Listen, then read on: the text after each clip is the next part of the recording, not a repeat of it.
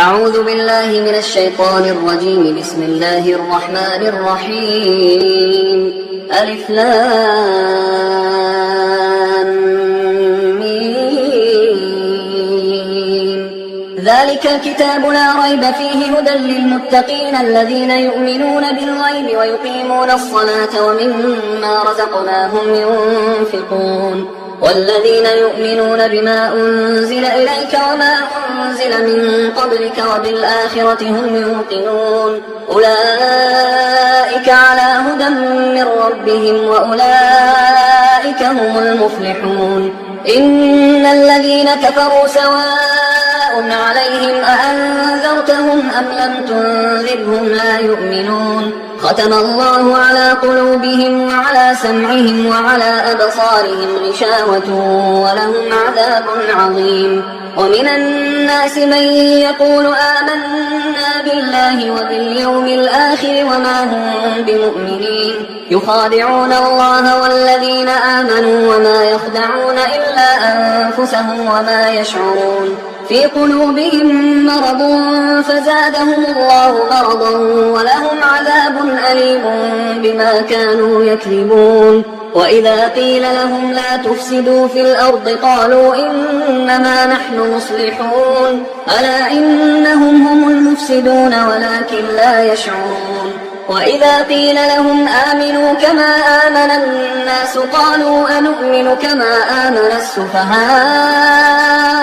ألا إنهم هم السفهاء ولكن لا يعلمون. وإذا لقوا الذين آمنوا قالوا آمنا وإذا خلوا إلى شياطينهم قالوا إنا معكم إنما نحن مستهزئون. الله يستهزئ بهم ويمدهم في طغيانهم يعمهون. أولئك الذين اشتروا الضلالة بالهدى فما ربحت تجارتهم وما كانوا مهتدين. مثلهم كمثل الذي استوقد نارا فلما أضاءت ما حوله ذهب الله بنورهم وتركهم في ظلمات لا يبصرون. صم بكم عمي فهم لا يرجعون. أو كصيب من السماء فيه ظلمات ورعد وبرق يجعلون أصابعهم في آذانهم من الصواعق حذر الموت والله محيط بالكافرين. يكاد البرق يخطف أبصارهم كلما أضاء لهم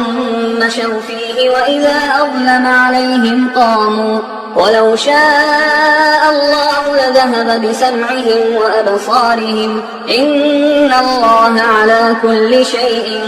قدير. يا أيها الناس اعبدوا ربكم الذي خلقكم والذين من قبلكم لعلكم تتقون الذي جعل لكم الأرض فراشا والسماء بناء وأنزل من السماء ماء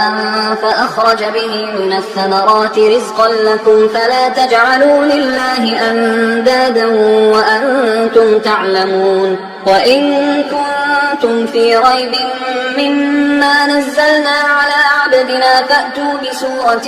من مثله وادعوا شهداءكم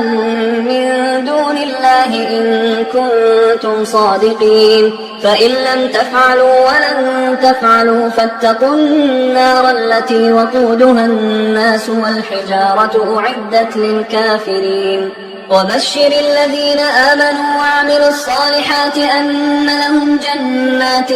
تجري من تحتها الأنهار كلما رزقوا منها من ثمرة رزقا قالوا هذا الذي رزقنا من قبل وأتوا به متشابها ولهم فيها أزواج مطهرة وهم فيها خالدون. إن الله لا يستحيي أن يضرب مثلا ما بعوضة فما فوقها فأما الذين آمنوا فيعلمون أنه الحق من ربهم وأما الذين كفروا فيقولون ماذا أراد الله بهذا مثلا يضل به كثيرا ويهدي به كثيرا وما يضل به إلا الفاسقين الذين ينقضون عهد الله من بعد ميثاقه ويقطعون ما أمر الله به أن يوصل ويفسدون في الأرض أولئك هم الخاسرون كيف تكفرون بالله وكنتم أمواتا فأحياكم ثم يميتكم ثم يحييكم ثم إليه ترجعون هو الذي خلق لكم ما في الأرض جميعا ثم استوى إلى السماء فسواهن 7 سماوات وهو بكل شيء عليم وإذ قال ربك للملائكة إني جاعل في الأرض خليفة قالوا أتجعل فيها من يفسد فيها ويسفك الدماء ونحن نسبح بحمدك ونقدس لك قال إني أعلم ما لا تعلمون وعلم آدم الأسماء كلها ثم عرضهم على الملائكة فقال أنبئوني بأسماء هؤلاء إن كنتم صادقين قالوا سبحانك لا علم لنا إلا ما علمتنا إنك أنت العليم الحكيم قال يا آدم أنبئهم بأسمائهم فلما أنبأهم بأسمائهم قال ألم أقل لكم إني أعلم غيب السماوات والأرض وأعلم ما تبدون وما كنتم تكتمون وإذ قلنا للملائكة اسجدوا لآدم فسجدوا إلا إبليس أبى واستكبر وكان من الكافرين وقلنا يا آدم اسكن أنت وزوجك الجنة وكلا منها رغدا حيث شئتما ولا تقربا هذه الشجرة فتكونا من الظالمين فأزلهما الشيطان عنها فأخرجهما مما كانا فيه وقلنا اهبطوا بعضكم لبعض عدو ولكم في الأرض مستقر ومتاع إلى حين فتلقى آدم من ربه كلمات فتاب عليه إنه هو التواب الرحيم قلنا اهبطوا منها جميعا فإما يأتينكم مني هدى فمن تبع هداي فلا خوف عليهم ولا هم يحزنون والذين كفروا وكذبوا بآياتنا أولئك أصحاب النار هم فيها خالدون يا بني إسرائيل اذكروا نعمتي التي أنعمت عليكم وأوفوا بعهدي أوف بعهدكم وإياي فارهبون وآمنوا بما أنزلت مصدقا لما معكم ولا تكونوا أول كافر به ولا تشتروا بآياتي ثمنا قليلا وإياي فاتقون ولا تلبسوا الحق بالباطل وتكتموا الحق وأنتم تعلمون وأقيموا الصلاة وآتوا الزكاة واركعوا مع الراكعين أتأمرون الناس بالبر وتنسون أنفسكم وأنتم تتلون الكتاب أفلا تعقلون واستعينوا بالصبر والصلاة وإنها لكبيرة إلا على الخاشعين الذين يظنون أنهم ملاقو ربهم وأنهم إليه راجعون يا بني إسرائيل اذكروا نعمتي التي أنعمت عليكم وأني فضلتكم على العالمين واتقوا يوما لا تجزي نفس عن نفس شيئا ولا يقبل منها شفاعة ولا يؤخذ منها عدل ولا هم ينصرون وإذ نجيناكم من آل فرعون يسومونكم سوء العذاب يذبحون أبناءكم ويستحيون نساءكم وفي ذلكم بلاء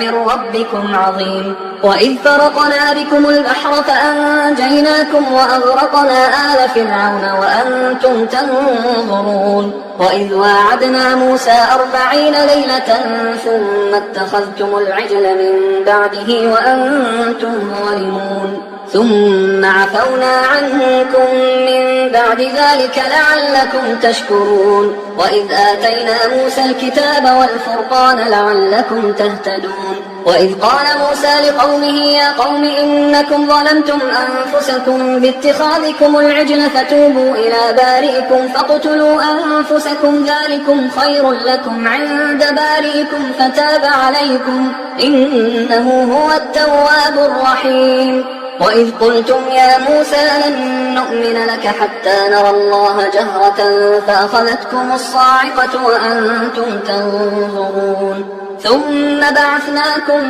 من بعد موتكم لعلكم تشكرون وظللنا عليكم الغمام وأنزلنا عليكم المن والسلوى كلوا من طيبات ما رزقناكم وما ظلمونا ولكن كانوا أنفسهم يظلمون وإذ قلنا ادخلوا هذه القرية فكلوا منها حيث شئتم رغدا وادخلوا الباب سجدا وقولوا حطة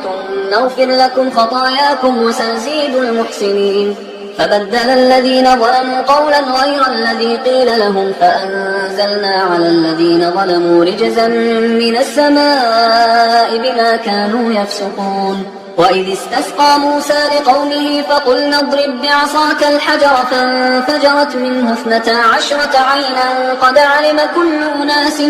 مشربهم كلوا واشربوا من رزق الله ولا تعثوا في الأرض مفسدين وإذ قلتم يا موسى لن نصبر على طعام واحد فادع لنا ربك يخرج لنا مما تنبت الأرض من بقلها وقثائها وفومها وعدسها وبصلها قال أتستبدلون الذي هو أدنى بالذي هو خير اهبطوا مصرا فإن لكم ما سألتم وضربت عليهم الذلة والمسكنة وباءوا بغضب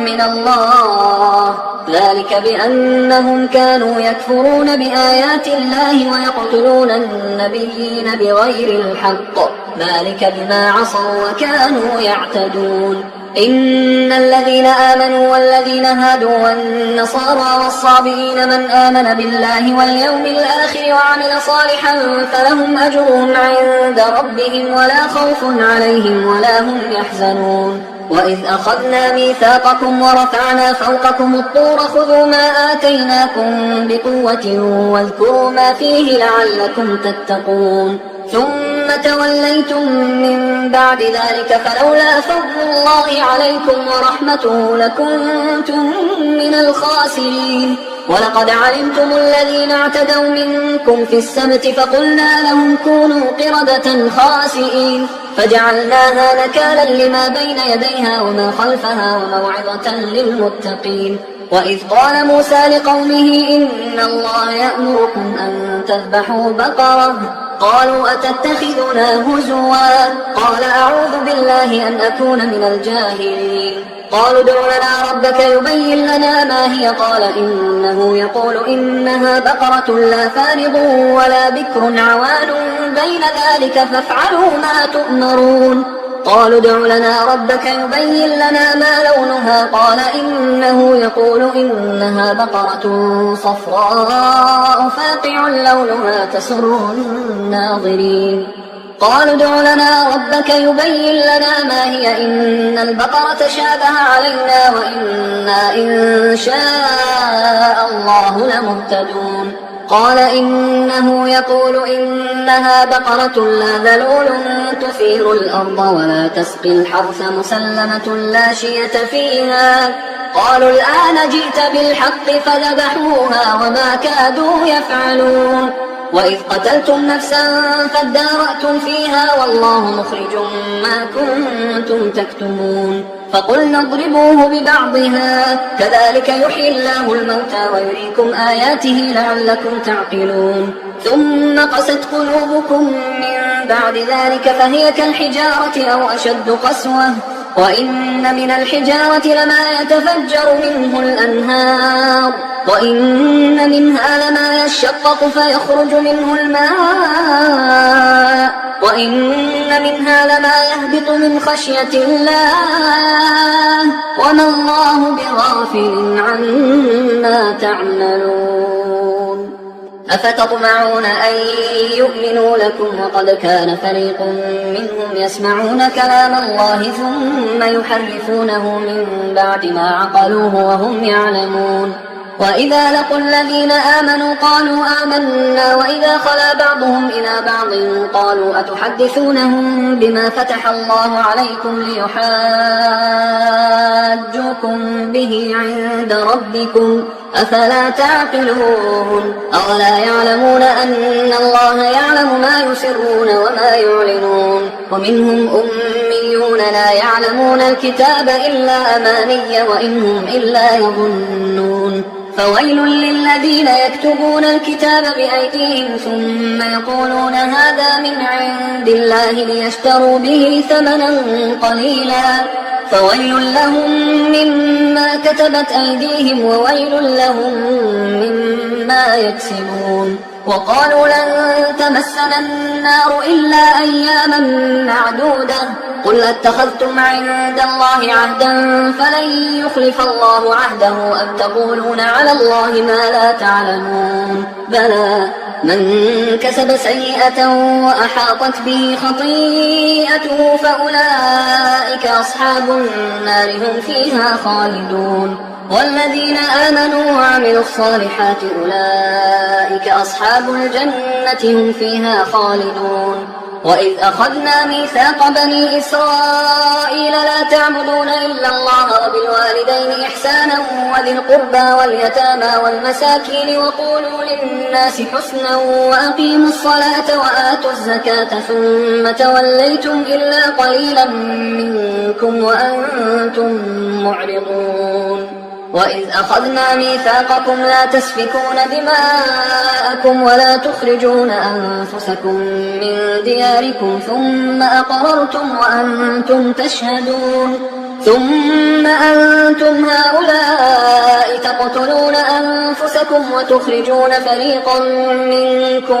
من ديارهم تظاهرون عليهم بالإثم والعدوان وإن يأتوكم أسارى تفادوهم وهو محرم عليكم إخراجهم أفتؤمنون ببعض الكتاب وتكفرون ببعض فما جزاء من يفعل ذلك منكم إلا خزي في الحياة الدنيا ويوم القيامة يردون إلى أشد العذاب وما الله بغافل عما تعملون أولئك الذين اشتروا الحياة الدنيا بالآخرة فلا يخفف عنهم العذاب ولا هم ينصرون ولقد آتينا موسى الكتاب وقفينا من بعده بالرسل وآتينا عيسى ابن مريم البينات وأيدناه بروح القدس أفكلما جاءكم رسول بما لا تهوى أنفسكم استكبرتم ففريقا كذبتم وفريقا تقتلون وقالوا قلوبنا غلف بل لعنهم الله بكفرهم فقليلا ما يؤمنون ولما جاءهم كتاب من عند الله مصدق لما معهم وكانوا من قبل يستفتحون على الذين كفروا فلما جاءهم ما عرفوا كفروا به فلعنة الله على الكافرين بئس ما اشتروا به أنفسهم أن يكفروا بما أنزل الله بغيا أن ينزل الله من فضله على من يشاء من عباده فباءوا بغضب على غضب وللكافرين عذاب مهين وإذا قيل لهم آمنوا بما أنزل الله قالوا نؤمن بما أنزل علينا ويكفرون بما وراءه وهو الحق مصدقا لما معهم قل فلم تقتلون أنبياء الله من قبل إن كنتم مؤمنين ولقد جاءكم موسى بالبينات ثم اتخذتم العجل من بعده وأنتم ظالمون وإذ أخذنا ميثاقكم ورفعنا فوقكم الطور خذوا ما آتيناكم بقوة واسمعوا قالوا سمعنا وعصينا وأشربوا في قلوبهم العجل بكفرهم قل بئس ما يأمركم به إيمانكم إن كنتم مؤمنين قل إن كانت لكم الدار الآخرة عند الله خالصة من دون الناس فتمنوا الموت إن كنتم صادقين ولن يتمنوه أبدا بما قدمت أيديهم والله عليم بالظالمين ولتجدنهم أحرص الناس على حياة ومن الذين أشركوا يود أحدهم لو يعمر 1000 سنة وما هو بمزحزحه من العذاب أن يعمر والله بصير بما يعملون قل من كان عدوا لجبريل فإنه نزله على قلبك بإذن الله مصدقا لما بين يديه وهدى وبشرى للمؤمنين من كان عدوا لله وملائكته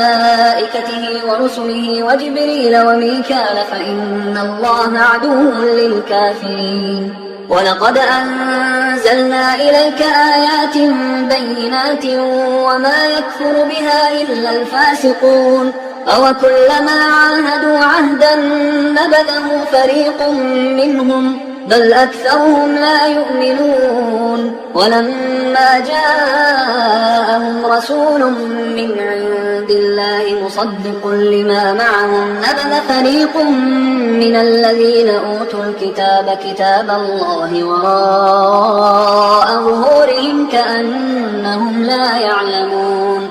واتبعوا ما تتلو الشياطين على ملك سليمان وما كفر سليمان ولكن الشياطين كفروا يعلمون الناس السحر وما أنزل على الملكين ببابل هاروت وماروت وما يعلمان من أحد حتى يقولا إنما نحن فتنة فلا تكفر فيتعلمون منهما ما يفرقون به بين المرء وزوجه وما هم بضارين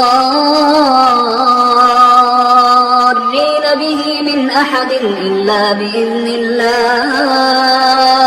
ويتعلمون ما يضرهم ولا ينفعهم ولقد علموا لمن اشتراه ما له في الآخرة من خلاق ولبئس ما شروا به أنفسهم لو كانوا يعلمون ولو أنهم آمنوا واتقوا لمثوبة من عند الله خير لو كانوا يعلمون يا أيها الذين آمنوا لا تقولوا راعنا وقولوا انظرنا واسمعوا وللكافرين عذاب أليم ما يود الذين كفروا من أهل الكتاب ولا المشركين أن ينزل عليكم من خير من ربكم والله يختص برحمته من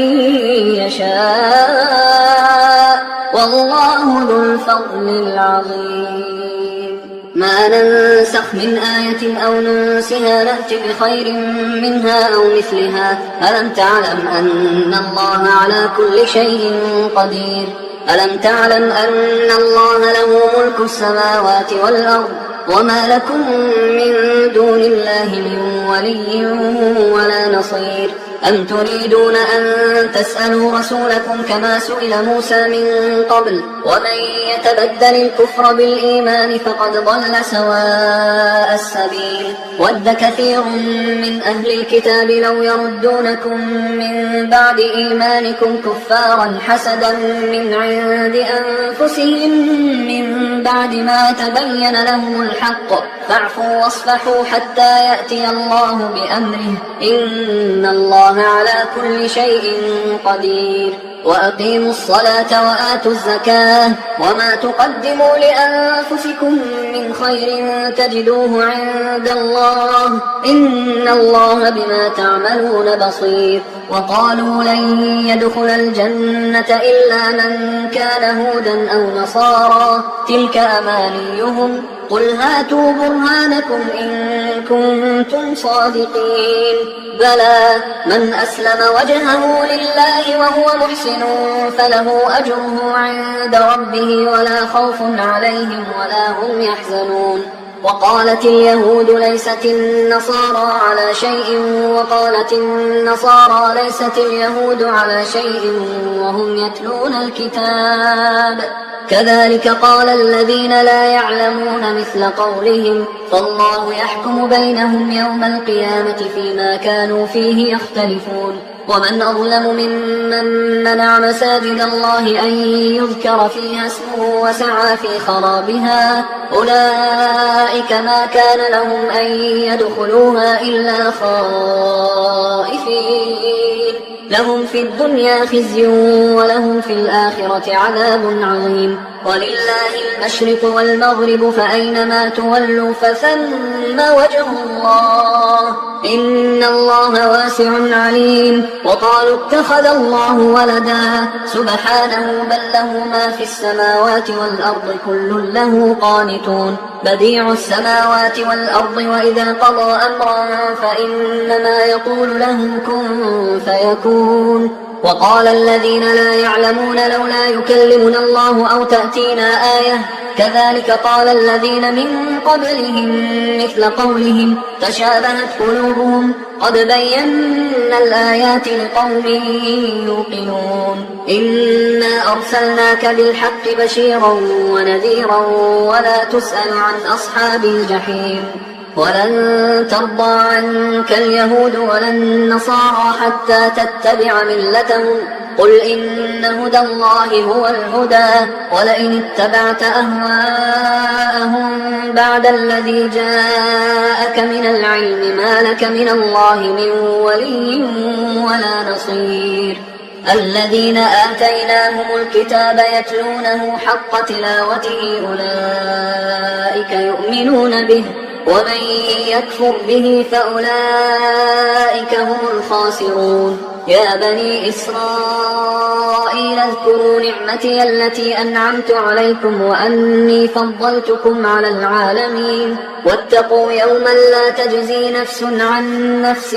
شيئا ولا يقبل منها عدل ولا تنفعها شفاعة ولا هم ينصرون وإذ ابتلى إبراهيم ربه بكلمات فأتمهم قال إني جاعلك للناس إماما قال ومن ذريتي قال لا ينال عهد الظالمين وإذ جعلنا البيت مثابة للناس وأمنا واتخذوا من مقام إبراهيم مصلى وعهدنا إلى إبراهيم وإسماعيل أن طهرا بيتي للطائفين والعاكفين والركع السجود وإذ قال إبراهيم رب اجعل هذا بلدا آمنا وارزق أهله من الثمرات من آمن منهم بالله واليوم الآخر قال ومن كفر فأمتعه قليلا ثم أضطره إلى عذاب النار وبئس المصير وإذ يرفع إبراهيم القواعد من البيت وإسماعيل ربنا تقبل منا إنك أنت السميع العليم ربنا واجعلنا مسلمين لك ومن ذريتنا أمة مسلمة لك وأرنا مناسكنا وتب علينا إنك أنت التواب الرحيم ربنا وابعث فيهم رسولا منهم يتلو عليهم آياتك ويعلمهم الكتاب والحكمة ويزكيهم إنك أنت العزيز الحكيم ومن يرغب عن ملة إبراهيم إلا من سفه نفسه ولقد اصطفيناه في الدنيا وإنه في الآخرة لمن الصالحين إذ قال له ربه أسلم قال أسلمت لرب العالمين. ووصى بها إبراهيم بنيه ويعقوب يا بني إن الله اصطفى لكم الدين فلا تموتن إلا وأنتم مسلمون. أم كنتم شهداء إذ حضر يعقوب الموت إذ قال لبنيه ما تعبدون من بعدي قالوا نعبد إلهك وإله آبائك إبراهيم وإسماعيل وإسحاق إلها واحدا ونحن له مسلمون. تلك أمة قد خلت لها ما كسبت ولكم ما كسبتم ولا تسألون عما كانوا يعملون. وقالوا كونوا هودا أو نصارى تهتدوا قل بل ملة إبراهيم حنيفا وما كان من المشركين. قولوا آمنا بالله وما أنزل إلينا وما أنزل إلى إبراهيم وإسماعيل وإسحاق ويعقوب والأسباط وما أوتي موسى وعيسى وما أوتي النبيون من ربهم لا نفرق بين أحد منهم ونحن له مسلمون. فإن آمنوا بمثل ما آمنتم به فقد اهتدوا وإن تولوا فإنما هم في شقاق فسيكفيكهم الله وهو السميع العليم. صبغة الله ومن أحسن من الله صبغة ونحن له عابدون. قل أتحاجوننا في الله وهو ربنا وربكم ولنا أعمالنا ولكم أعمالكم ونحن له مخلصون. أم تقولون إن إبراهيم وإسماعيل وإسحاق ويعقوب والأسباط كانوا هودا أو نصارى قل أأنتم أعلم أم الله ومن أظلم ممن كتم شهادة عنده من الله وما الله بغافل عما تعملون. تلك أمة قد خلت لها ما كسبت ولكم ما كسبتم ولا تسألون عما كانوا يعملون. سيقول السفهاء من الناس ما ولاهم عن قبلتهم التي كانوا عليها قل لله المشرق والمغرب يهدي من يشاء إلى صراط مستقيم. وكذلك جعلناكم أمة وسطا لتكونوا شهداء على الناس ويكون الرسول عليكم شهيدا. وما جعلنا القبلة التي كنت عليها إلا لنعلم من يتبع الرسول ممن ينقلب على عقبيه وإن كانت لكبيرة إلا على الذين هدى الله وما كان الله ليضيع إيمانكم إن الله بالناس لرؤوف رحيم. قد نرى تقلب وجهك في السماء فلنولينك قبلة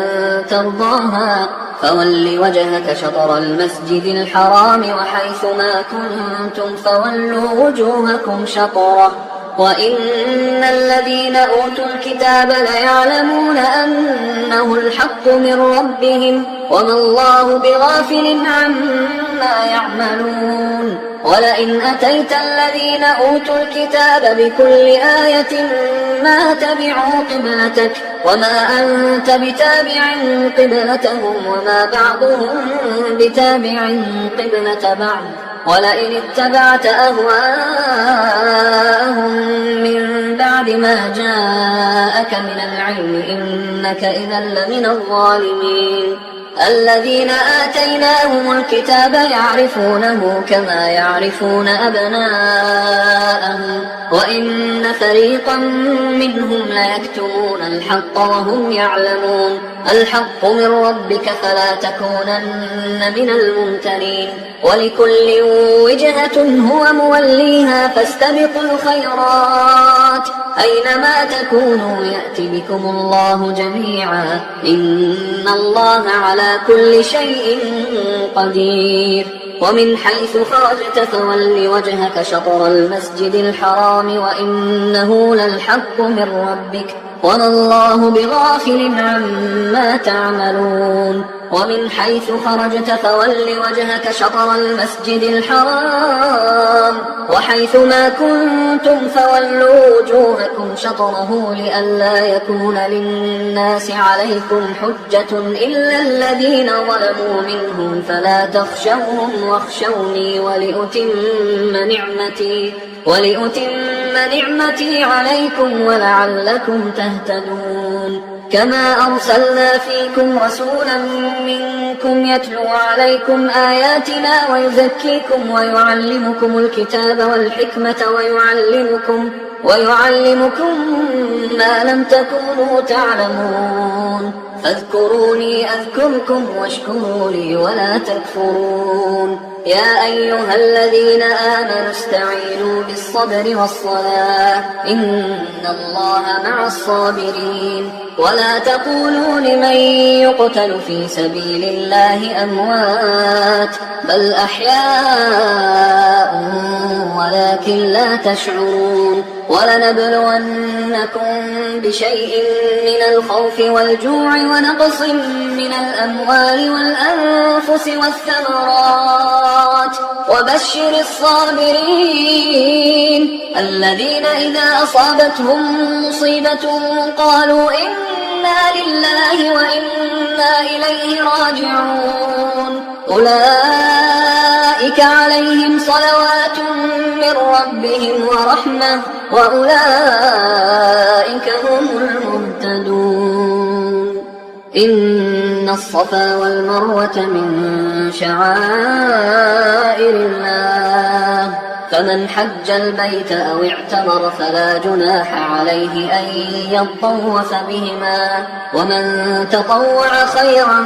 فإن الله شاكر عليم إن الذين يكتمون ما أنزلنا من البينات والهدى من بعد ما بيناه للناس في الكتاب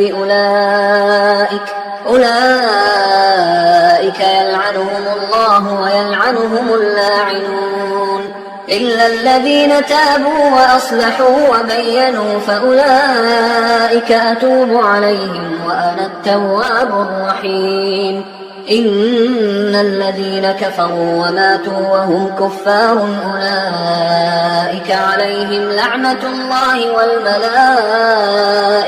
والناس أجمعين خالدين فيها لا يخفف عنهم العذاب ولا هم ينظرون وإلهكم إله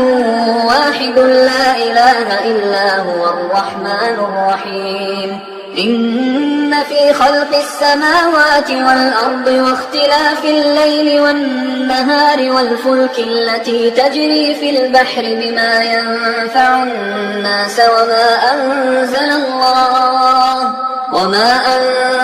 الله من السماء من ماء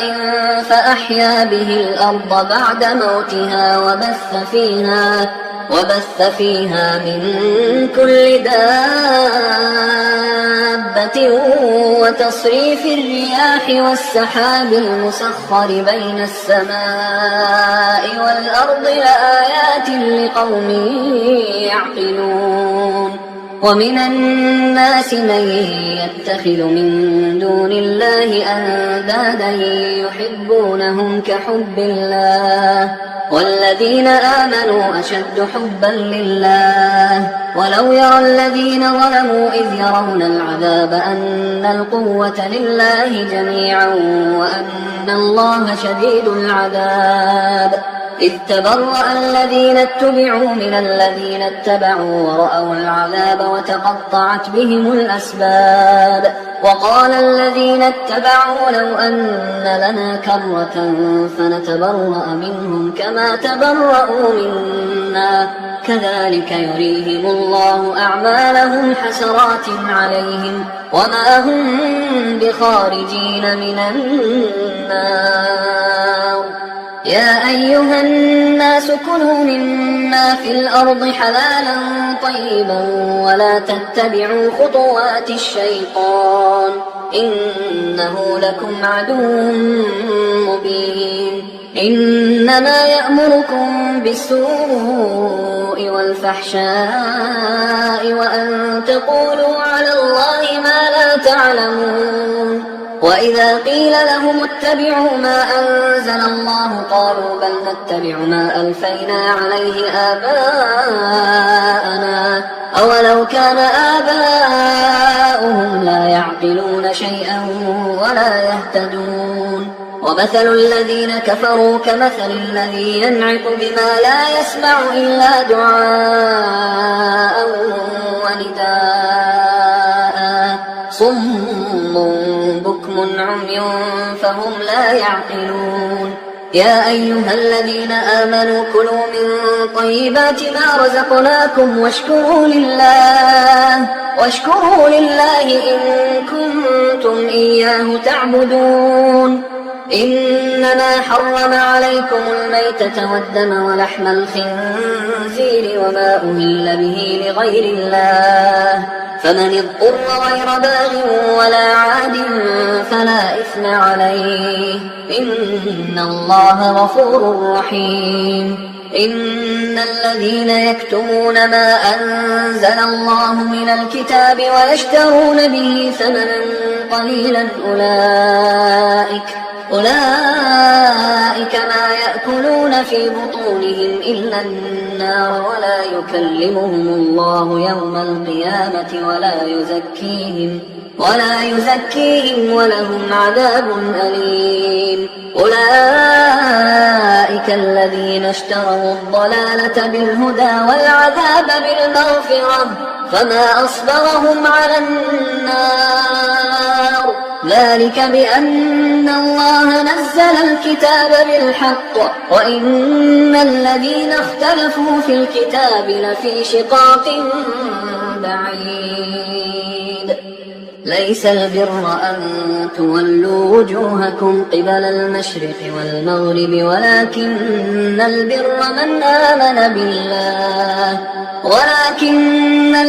من آمن بالله واليوم الآخر والملائكة والكتاب والنبيين وآتى المال على حبه ذوي القربى واليتامى والمساكين وابن السبيل والسائلين وفي الرقاب وأقام الصلاة وآتى الزكاة والموفون بعهدهم إذا عاهدوا والصابرين في البأساء والضراء وحين البأس أولئك الذين صدقوا وأولئك هم المتقون. يا أيها الذين آمنوا كتب عليكم القصاص في القتلى الحر بالحر والعبد بالعبد والأنثى بالأنثى فمن عفي له من أخيه شيء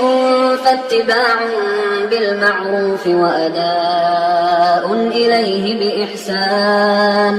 ذلك تخفيف من ربكم ورحمة فمن اعتدى بعد ذلك فله عذاب أليم. ولكم في القصاص حياة يا أولي الألباب لعلكم تتقون. كتب عليكم إذا حضر أحدكم الموت إن ترك خيرا الوصية للوالدين والأقربين بالمعروف حقا على المتقين فمن بدله بعدما سمعه فإنما إثمه على الذين يبدلونه إن الله سميع عليم. فمن خاف من موص جنفا أو إثما فأصلح بينهم فلا إثم عليه إن الله غفور رحيم. يا أيها الذين آمنوا كتب عليكم الصيام كما كتب على الذين من قبلكم لعلكم تتقون أياما معدودات، فمن كان منكم مريضا أو على سفر فعدة من أيام أخر، وعلى الذين يطيقونه فدية طعام مسكين، فمن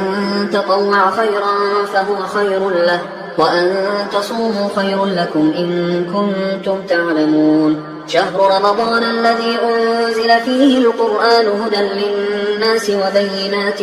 من الهدى والفرقان، فمن شهد منكم الشهر فليصم، ومن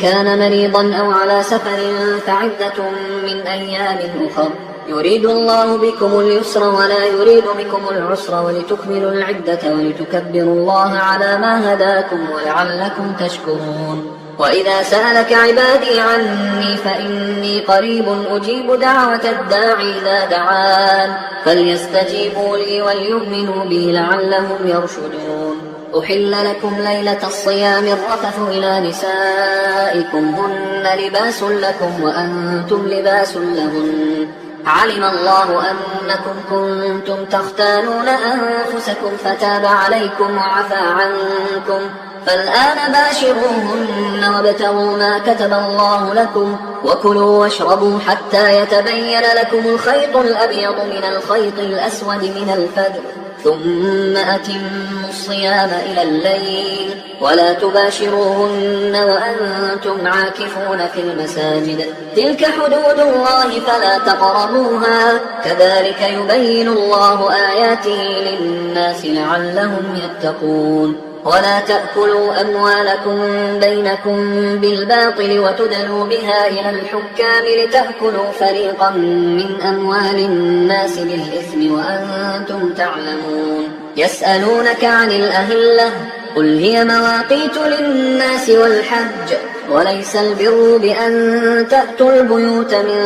ظهورها ولكن البر من اتقى، وأتوا البيوت من أبوابها واتقوا الله لعلكم تفلحون. وقاتلوا في سبيل الله الذين يقاتلونكم ولا تعتدوا إن الله لا يحب المعتدين. وقتلوهم حيث ثقفتموهم وأخرجوهم من حيث أخرجوكم والفتنة أشد من القتل، ولا تقاتلوهم عند المسجد الحرام حتى يقاتلوكم فيه، فإن قاتلوكم فاقتلوهم، كذلك جزاء الكافرين، فإن انتهوا فإن الله غفور رحيم. وقاتلوهم حتى لا تكون فتنة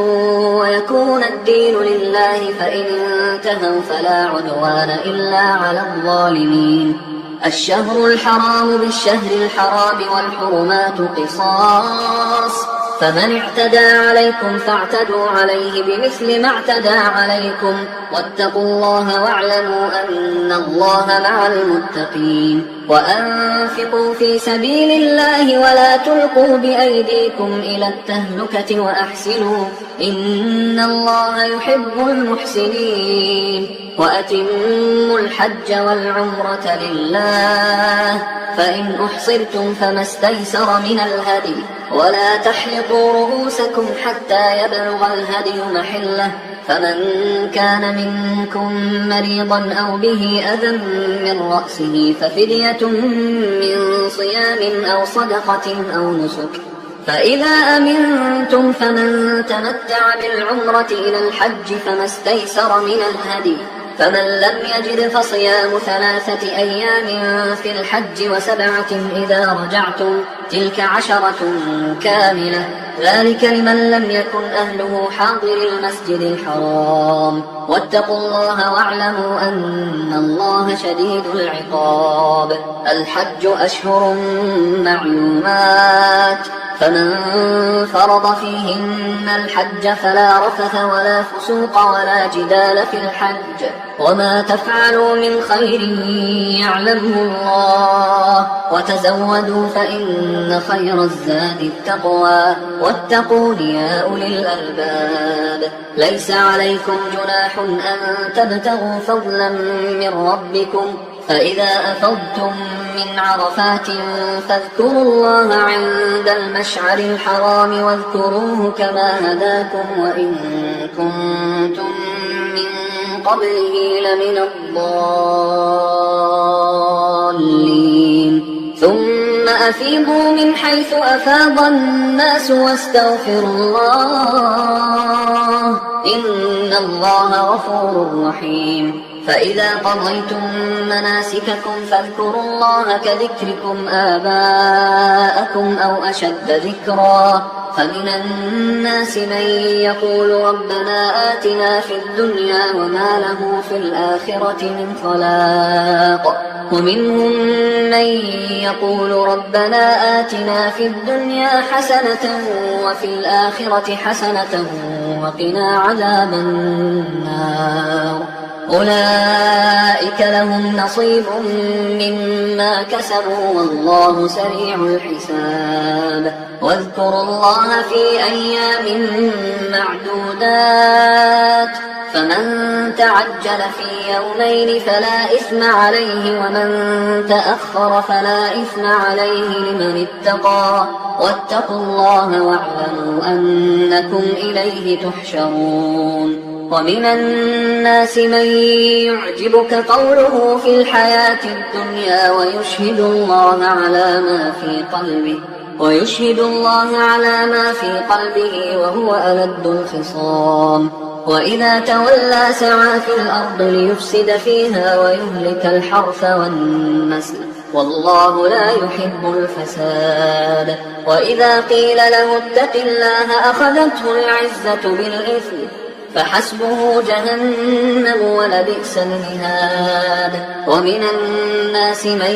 يشري نفسه ابتغاء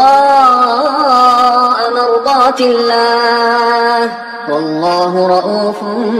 بالعباد. يا أيها الذين آمنوا ادخلوا في السلم كافة ولا تتبعوا خطوات الشيطان إنه لكم عدو مبين. فإن زللتم من بعد ما جاءتكم البينات فاعلموا أن الله عزيز حكيم. هل ينظرون إلا أن يأتيهم الله في ظلل من الغمام والملائكة وقضي الأمر وإلى الله ترجع الأمور. سل بني إسرائيل كم آتيناهم من آية بينة ومن يبدل نعمة الله من بعد ما جاءته فإن الله شديد العقاب. زين للذين كفروا الحياة الدنيا ويسخرون من الذين آمنوا والذين اتقوا فوقهم يوم القيامة والله يرزق من يشاء بغير حساب. كان الناس أمة واحدة فبعث الله النبيين مبشرين ومنذرين وأنزل معهم الكتاب بالحق ليحكم بين الناس فيما اختلفوا فيه وما اختلف فيه إلا الذين أوتوه من بعد ما جاءتهم البينات بغيا بينهم فهدى الله الذين آمنوا لما اختلفوا فيه من الحق بإذنه والله يهدي من يشاء إلى صراط مستقيم. أم حسبتم أن تدخلوا الجنة ولما يأتكم مثل الذين خلوا من قبلكم مستهم البأساء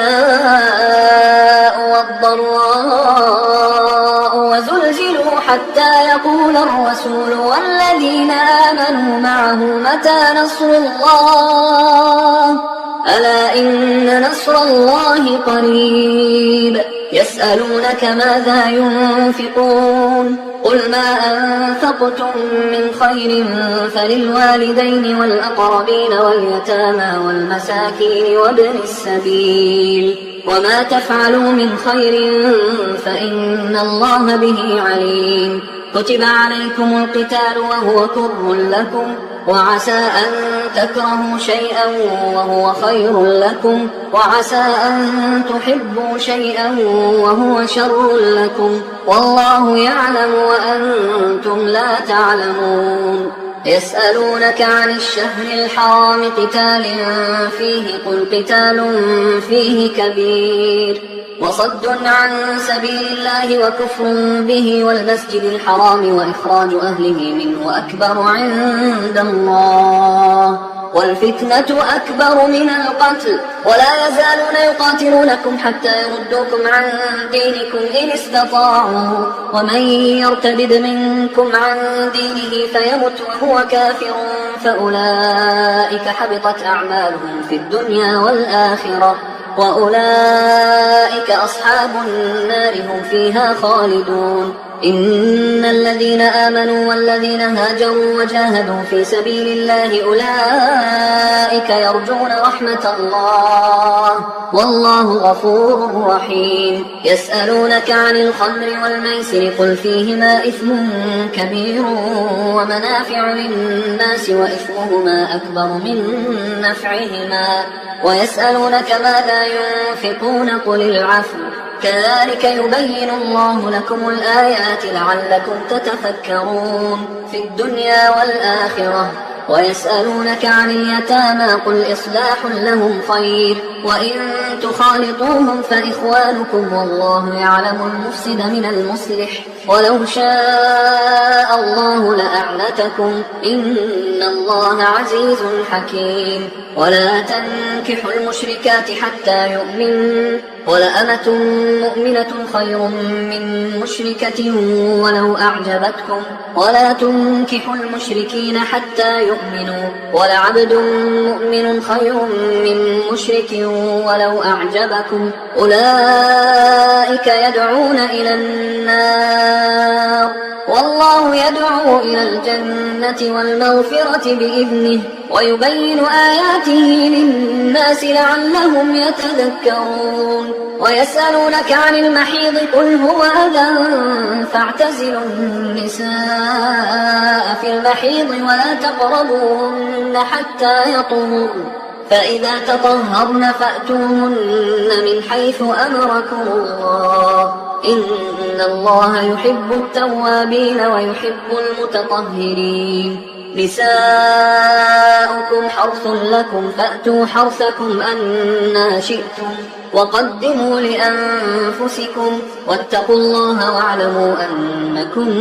ملاقوه وبشر المؤمنين ولا تجعلوا الله عرضة لأيمانكم أن تبروا وتتقوا وتصلحوا بين الناس والله سميع عليم لا يؤاخذكم الله باللغو في أيمانكم ولكن يؤاخذكم بما كسبت قلوبكم والله غفور حليم للذين يؤلون من نسائهم تربص 4 أشهر فإن فاءوا فإن الله غفور رحيم وإن عزموا الطلاق فإن الله سميع عليم والمطلقات يتربصن بأنفسهن 3 قروء ولا يحل لهن أن يكتمن ما خلق الله في أرحامهن إن كن يؤمن بالله واليوم الآخر وبعولتهن أحق بردهن في ذلك إن أرادوا إصلاحا ولهن مثل الذي عليهن بالمعروف وللرجال عليهن درجة والله عزيز حكيم الطلاق 2 فإمساك بمعروف أو تسريح بإحسان ولا يحل لكم أن تأخذوا مما آتيتموهن شيئا إلا أن يخافا ألا يقيما حدود الله فإن خفتم ألا يقيما حدود الله فلا جناح عليهما فيما افتدت به تلك حدود الله فلا تعتدوها ومن يتعد حدود الله فأولئك هم الظالمون. فإن طلقها فلا تحل له من بعد حتى تنكح زوجا غيره. فإن طلقها فلا جناح عليهما أن يتراجعا إن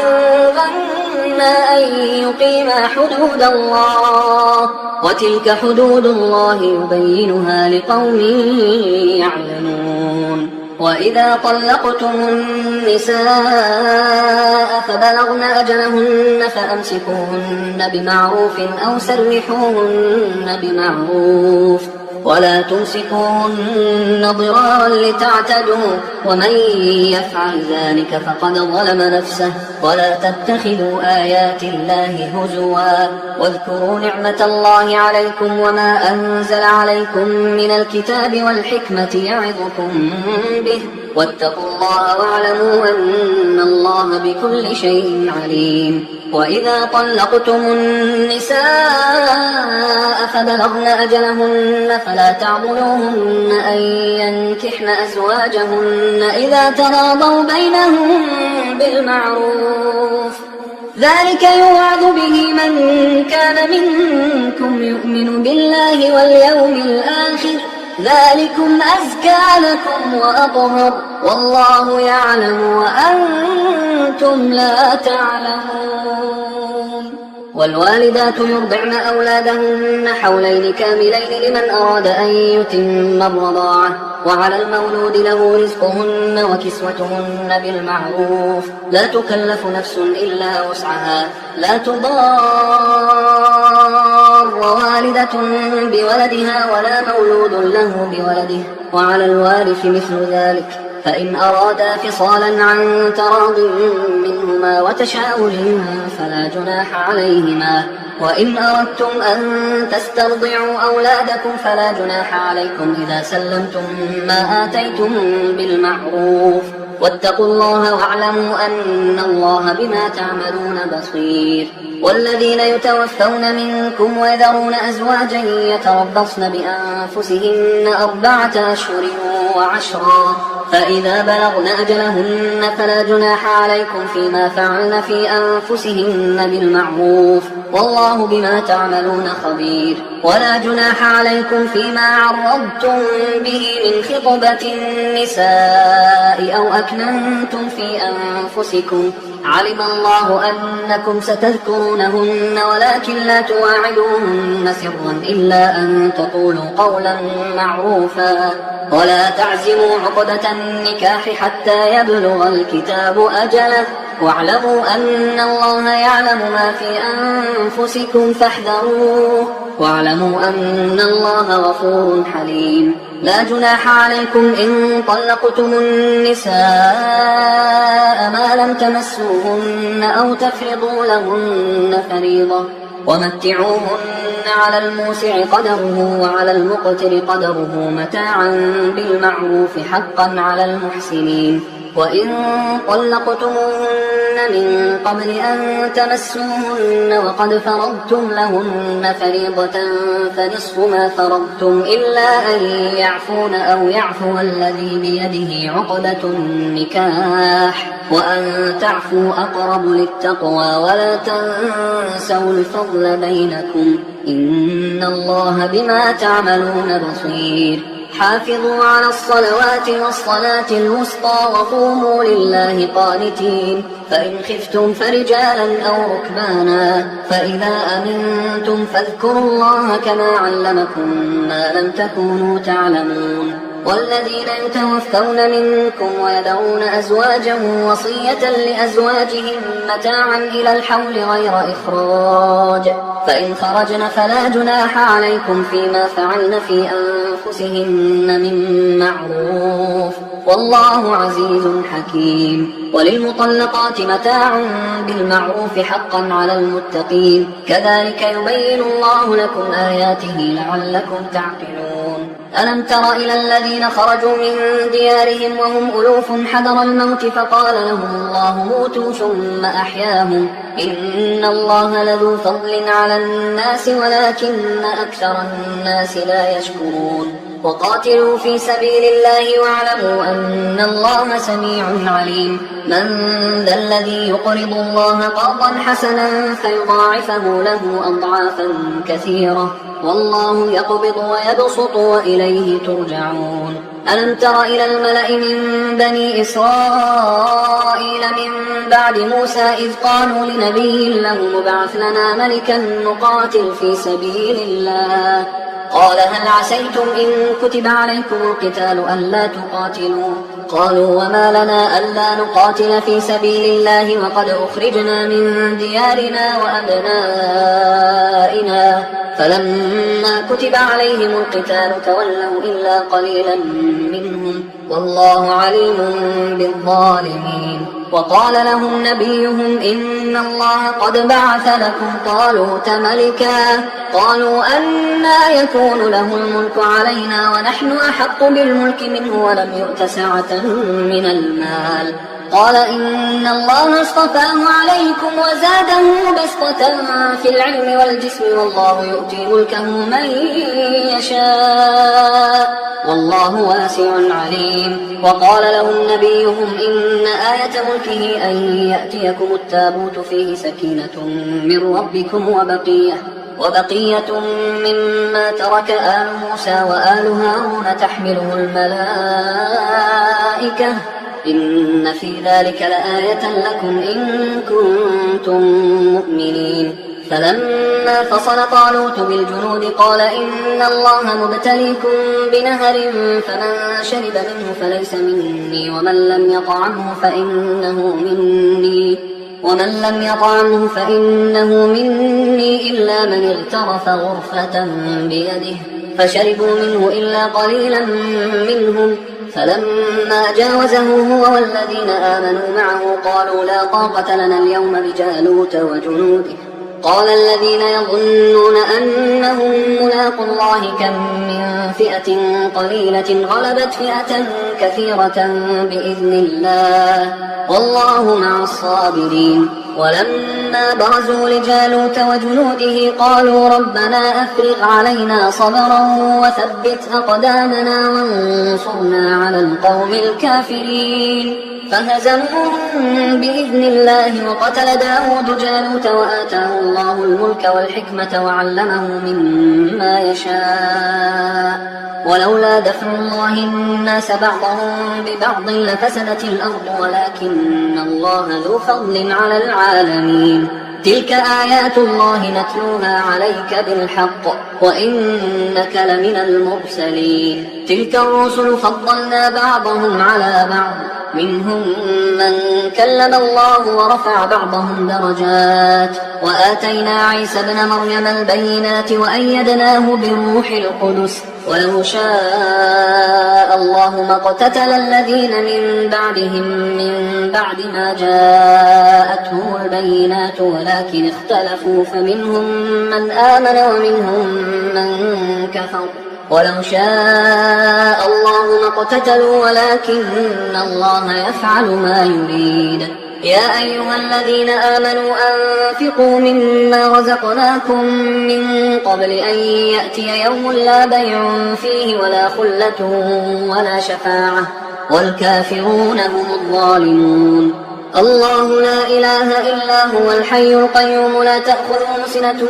ولا نوم له ما في السماوات وما في الأرض من ذا الذي يشفع عنده إلا بإذنه يعلم ما بين أيديهم وما خلفهم ولا يحيطون بشيء من علمه إلا بما شاء وسع كرسيه السماوات والأرض ولا يؤوده حفظهما وهو العلي العظيم لا إكراه في الدين قد تبين الرشد من الغي فمن يكفر بالطاغوت ويؤمن بالله فقد استمسك بالعروة الوثقى لا انفصام لها والله سميع عليم الله ولي الذين آمنوا يخرجهم من الظلمات إلى النور والذين كفروا أولياؤهم الطاغوت يخرجونهم من النور إلى الظلمات أولئك أصحاب النار هم فيها خالدون ألم تر إلى الذي حاج حاج إبراهيم في ربه أن آتاه الله الملك إذ قال إبراهيم ربي الذي يحيي ويميت قال أنا أحيي وأميت قال إبراهيم فإن الله يأتي بالشمس من المشرق فأت بها من المغرب فبهت الذي كفر والله لا يهدي القوم الظالمين أو كالذي مر على قرية وهي خاوية على عروشها قال أنى يحيي هذه الله بعد موتها فأماته الله 100 عام ثم بعثه قال كم لبثت قال لبثت يوما أو بعض يوم قال بل لبثت 100 عام فانظر إلى طعامك وشرابك لم يتسنه وانظر إلى حمارك ولنجعلك آية للناس وانظر إلى العظام كيف ننشزها ثم نكسوها لحما فلما تبين له قال أعلم أن الله على كل شيء قدير وإذ قال إبراهيم رب أرني كيف تحيي الموتى قال أولم تؤمن قال بلى ولكن ليطمئن قلبي قال فخذ 4 من الطير فصرهن إليك ثم اجعل على كل جبل منهن جزءا ثم ادعهن يأتينك سعيا واعلم أن الله عزيز حكيم مثل الذين ينفقون أموالهم في سبيل الله كمثل حبة أنبتت 7 سنابل في كل سنبلة 100 حبة والله يضاعف لمن يشاء والله واسع عليم الذين ينفقون أموالهم في سبيل الله ثم لا يتبعون ما أنفقوا منا ولا أذى لهم أجرهم عند ربهم ولا خوف عليهم ولا هم يحزنون قول معروف ومغفرة خير من صدقة يتبعها أذى والله غني حليم يا أيها الذين آمنوا لا تبطلوا صدقاتكم بالمن والأذى كالذي ينفق ماله رئاء الناس ولا يؤمن بالله واليوم الآخر فمثله كمثل صفوان عليه تراب فأصابه وابل فتركه صلدا لا يقدرون على شيء مما كسبوا والله لا يهدي القوم الكافرين ومثل الذين ينفقون أموالهم ابتغاء مرضات الله وتثبيتا من أنفسهم كمثل جنة بربوة أصابها وابل فآتت أكلها ضعفين فإن لم يصبها وابل فطل والله بما تعملون بصير أيود أحدكم أن تكون له جنة من نخيل وأعناب تجري من تحتها الأنهار له فيها من كل الثمرات وأصابه الكبر وله ذرية ضعفاء فأصابها إعصار فيه نار فاحترقت كذلك يبين الله لكم الآيات لعلكم تتفكرون يا أيها الذين آمنوا أنفقوا من طيبات ما كسبتم ومما أخرجنا لكم من الأرض ولا تيمموا الخبيث منه تنفقون ولستم بآخذيه إلا أن تغمضوا فيه واعلموا أن الله غني حميد الشيطان يعدكم الفقر ويأمركم بالفحشاء والله يعدكم مغفرة منه وفضلا والله واسع عليم يؤتي الحكمة من يشاء ومن يؤت الحكمة فقد أوتي خيرا كثيرا وما يذكر إلا أولو الألباب وما أنفقتم من نفقة أو نذرتم من نذر فإن الله يعلمه وما للظالمين من أنصار. إن تبدوا الصدقات فنعما هي، وإن تخفوها وتؤتوها الفقراء فهو خير لكم ويكفر عنكم من سيئاتكم والله بما تعملون خبير. ليس عليك هداهم ولكن الله يهدي من يشاء. وما تنفقوا من خير فلأنفسكم وما تنفقون إلا ابتغاء وجه الله وما تنفقوا من خير يوفى إليكم وأنتم لا تظلمون. للفقراء الذين أحصروا في سبيل الله لا يستطيعون ضربا في الأرض يحسبهم الجاهل أغنياء من التعفف تعرفهم بسيماهم لا يسألون الناس إلحافا. وما تنفقوا من خير فإن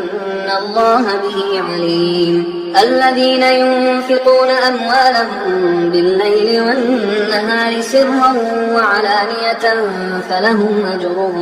فلهم أجرهم عند ربهم ولا خوف عليهم ولا هم يحزنون. الذين يأكلون الربا لا يقومون إلا كما يقوم الذي يتخبطه الشيطان من المس، ذلك بأنهم قالوا إنما البيع مثل الربا وأحل الله البيع وحرم الربا. فمن جاءه موعظة من ربه فانتهى فله ما سلف وأمره إلى الله ومن عاد فأولئك أصحاب النار هم فيها خالدون. يمحق الله الربا ويربي الصدقات والله لا يحب كل كفار أثيم. إن الذين آمنوا وعملوا الصالحات وأقاموا الصلاة وآتوا الزكاة لهم أجرهم عند ربهم ولا خوف عليهم ولا هم يحزنون. يا أيها الذين آمنوا اتقوا الله وذروا ما بقي من الربا إن كنتم مؤمنين، فإن لم تفعلوا فأذنوا بحرب من الله ورسوله، وإن تبتم فلكم رؤوس أموالكم لا تظلمون ولا تظلمون. وإن كان ذو عسرة فنظرة إلى ميسرة وأن تصدقوا خير لكم إن كنتم تعلمون. واتقوا يوما ترجعون فيه إلى الله ثم توفى كل نفس ما كسبت وهم لا يظلمون. يا أيها الذين آمنوا إذا تداينتم بدين إلى أجل مسمى فاكتبوه وليكتب بينكم كاتب بالعدل ولا يأب كاتب أن يكتب كما علمه الله، فليكتب وليملل الذي عليه الحق وليتق الله ربه ولا يبخس منه شيئا، فإن كان الذي عليه الحق سفيها أو ضعيفا أو لا يستطيع أن يمله فليملل وليه بالعدل واستشهدوا شهيدين من رجالكم، فإن لم يكونا رجلين فرجل وامرأتان ممن ترضون من الشهداء أن تضل إحداهما فتذكر إحداهما الأخرى، ولا يأبى الشهداء إذا ما دعوا، ولا تسأموا أن تكتبوه صغيرا أو كبيرا إلى أجله، ذلكم أقسط عند الله وأقوم للشهادة وأدنى أن لا ترتابوا إلا أن تكون تجارة حاضرة تديرونها بينكم فليس عليكم جناح ألا تكتبوها، وأشهدوا إذا تبايعتم ولا يضار كاتب ولا شهيد، وإن تفعلوا فإنه فسوق بكم واتقوا الله ويعلمكم الله والله بكل شيء عليم. وإن كنتم على سفر ولم تجدوا كاتبا فرهان مقبوضة فإن أمن بعضكم بعضا فليؤدي الذي اؤتمن أمانته وليتق الله ربه ولا تكتموا الشهادة ومن يكتمها فإنه آثم قلبه والله بما تعملون عليم. لله ما في السماوات وما في الأرض وإن تبدوا ما في أنفسكم أو تخفوه يحاسبكم به الله فيغفر لمن يشاء ويعذب من يشاء والله على كل شيء قدير.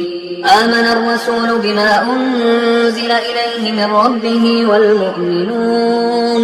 كل آمن بالله وملائكته وكتبه ورسله لا نفرق بين أحد من رسله وقالوا سمعنا وأطعنا غفرانك ربنا وإليك المصير. لا يكلف الله نفسا إلا وسعها لها ما كسبت وعليها ما اكتسبت ربنا لا تؤاخذنا إن نسينا أو أخطأنا ربنا ولا تحمل علينا إصرا كما حملته على الذين من قبلنا ربنا ولا تحملنا ما لا طاقة لنا به واعف عنا واغفر لنا وارحمنا أنت مولانا فانصرنا على القوم الكافرين.